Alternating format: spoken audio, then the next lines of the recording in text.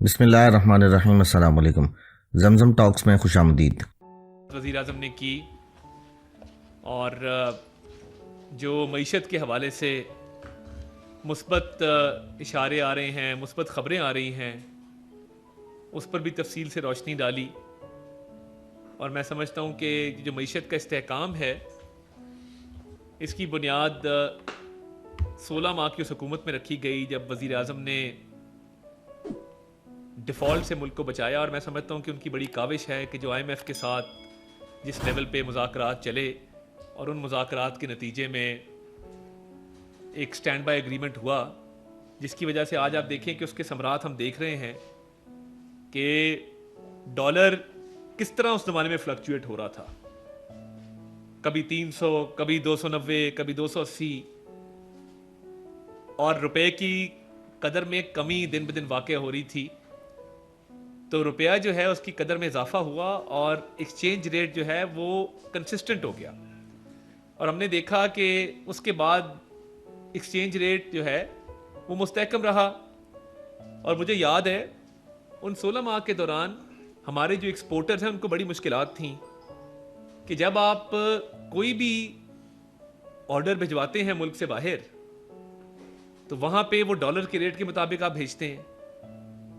اب وہ اتنی فلکچویشن تھی کہ ایکسپورٹرز جو ہیں وہ اپنے اشیاء کو باہر نہیں بھجوا پا رہے تھے۔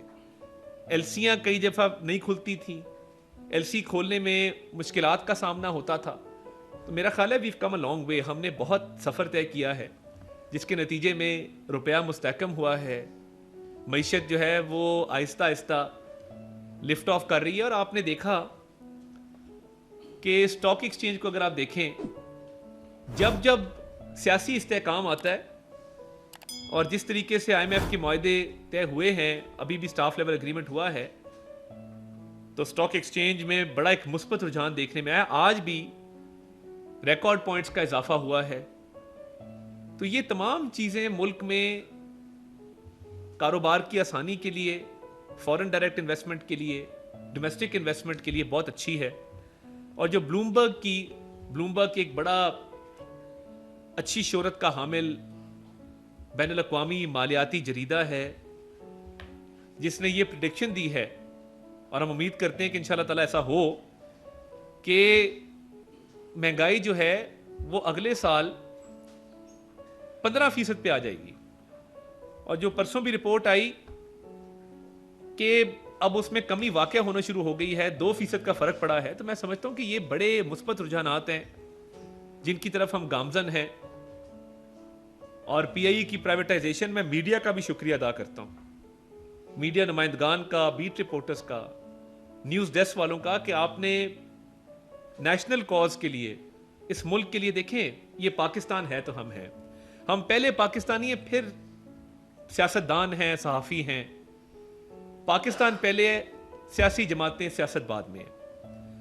تو جس طریقے سے آپ نے PIA کی پرائیویٹائزیشن میں عوام کو آگاہ رکھا، اور جو مثبت رجحان ہے کہ PIA کی جب کمرشل ڈیٹس کی بھی مذاکرات جو ہیں وہ اپنے کنکلوژن کو پہنچے، اس کی جب بڈ کی ڈیٹ آئی، ان تمام معاملات پہ میں میڈیا چینلز کا، اخبارات کا تہہ دل سے مشکور ہوں بطور وزیر اطلاعات کہ آپ نے اس کو کور بھی کیا اور قوم کو سے آگاہ کیا۔ کیونکہ دیکھیں جو 80 ارب روپے سال کا خسارہ ہے PIA کا، وہ ایک غریب ریڑھی بان، ایک بھٹا مزدور، ایک کسان، ایک مالی، ایک ڈرائیور اس کو برداشت کرتا ہے۔ وہ 80 ارب روپیہ قوم پر بوجھ ہے، قومی خزانے پر بوجھ ہے۔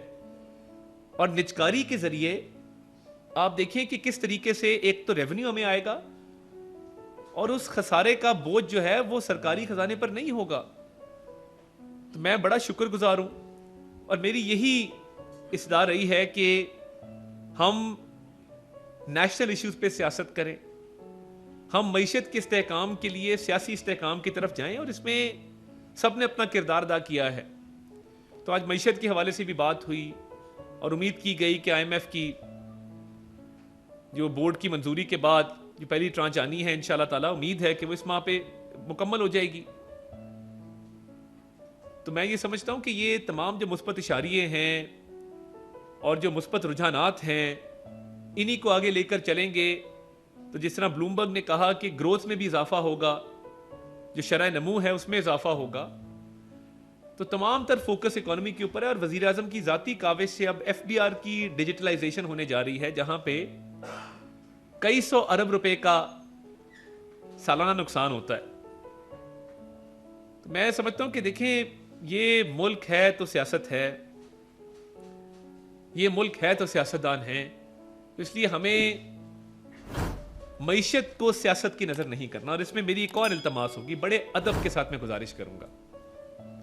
کئی دفعہ ایسی خبریں آ جاتی ہیں جن سے معیشت پر منفی اثر پڑتا ہے, تو اس کے لیے ہم حاضر ہیں. آپ نے ویریفائی کرنا ہے, آپ نے اس کو کنفرم کرنا ہے.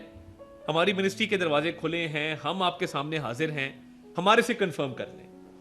کئی دفعہ ایسی خبریں آ جاتی ہیں, اور اب بھی دیکھیں وزیر اعظم نے چینی سرمایہ کاری کو, پاک چین دوستی کو بڑی اہمیت دی, اور وہ خود گئے داسو جا کے انہوں نے چینی انجینئر سے ملاقات کی, اور چینی انجینئرز کے ساتھ انہوں نے ملاقات کے اندر سیکیورٹی کے جو معاملات تھے اس پہ روشنی ڈالی, تعزیت کی, اظہار ہمدردی کیا, اور اس میں بھی خاصی انشاءاللہ تعالیٰ پیش رفت ہے. عوام کے سامنے وہ بھی حقائق لے کے آئیں گے. اور چینی سیکیورٹی پہ وزیر اعظم 4 سے 5 میٹنگز کر چکے ہیں. تو یہ دیکھیں, یہ معیشت کی بہتری, قومی مفاد, یہ وہ چیزیں ہیں جس پہ پوری قوم اکٹھی ہے, اور اس میں ہمیں امید رکھنی چاہیے. اور جو امید ہوتی ہے, امید سے بہت سے مسئلے حل ہوتے ہیں. اور امید ایسے شخص سے ہے جس کا نام شہباز شریف ہے, جس نے ماضی میں ڈیلیور کیا ہے, جس نے ماضی میں 12.5 سال میاں نواز شریف کی قیادت میں اگر آپ دیکھیں پنجاب کے اندر, تو پنجاب کا نقشہ بدلا.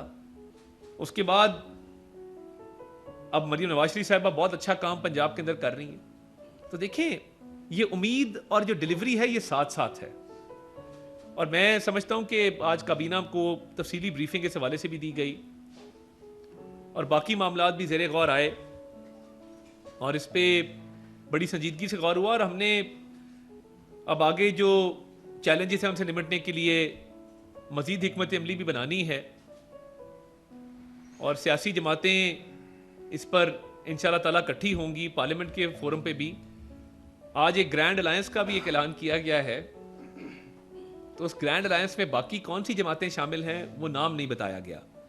ایک جماعت نے اس کا اعلان کیا کوئی احتجاجی لاہ عمل کے حوالے سے, مگر اس میں اور کون سی سیاسی جماعت شامل ہے اس گرینڈ الائنس میں؟ گرینڈ کا مطلب ہوتا ہے ایک بڑے اسکیل کے اوپر, ایک بہت اعلیٰ سطح کے اوپر.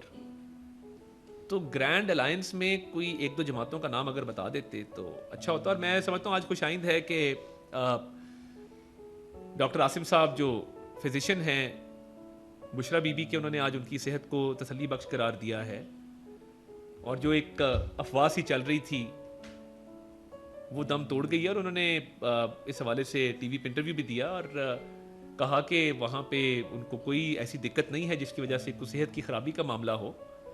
تو میں سمجھتا ہوں کہ یہ بھی ایک اچھی چیز ہے کہ معالج کی طرف سے یہ بیان آ جانا, کیونکہ دیکھیں جو غیر یقینی صورتحال ہوتی ہے جس سے افواہیں جنم لیتی ہیں معیشت کو بھی, اس کے لیے وہ ایک اچھا رجحان نہیں ہوتا. تو میں سمجھتا ہوں کہ ہم نے معیشت کے حوالے سے اپنی ٹون سیٹ کی ہے, اور اس کے ساتھ ساتھ اس ملک کے یوتھ کو امپاور کرنے کے لیے بہت جلد ایک لاہ عمل کا اعلان کیا جائے گا. آج ہماری میرے ساتھ کوآرڈینیٹر ہماری جو موجود ہیں کلائمیٹ چینج کے اوپر, امینا صاحبہ, آج رانا مشہود صاحب جو chairman P M youth programme, انہوں نے بھی آج ایک پریس کانفرنس کی.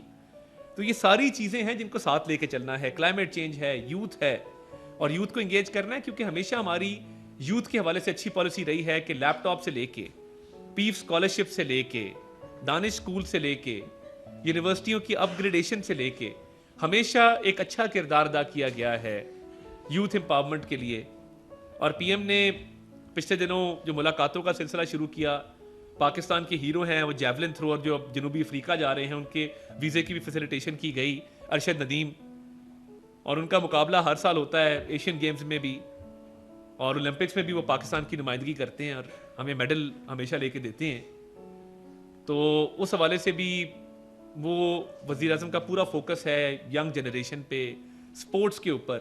تو یوتھ امپاورمنٹ کا ایک جامع پروگرام سامنے لے کے آئیں گے, اور میں سمجھتا ہوں کہ ملک سیاسی استحکام کی طرف بڑھا ہے, اور اس کے ساتھ ساتھ معاشی استحکام بھی جو ہے وہ آئے گا اور انشاءاللہ تعالی یہ مسائل حل ہوں گے. اس کے لیے کابینہ میں بھی ڈسکشن ہوئی اور ہم پرعزم ہیں, پر امید ہیں, اور شہباز شریف امید کا نام ہے, اور انشاءاللہ تعالی ان کی قیادت میں ہم ان تمام مسائل کو حل کریں گے. ویڈیو کو لائک کریں, شیئر کریں اور کمنٹ سیکشن میں اپنی قیمتی رائے سے ضرور آگاہ کریں, اور ہمارے چینل زمزم ٹاکس کو سبسکرائب کرنا مت بھولیں.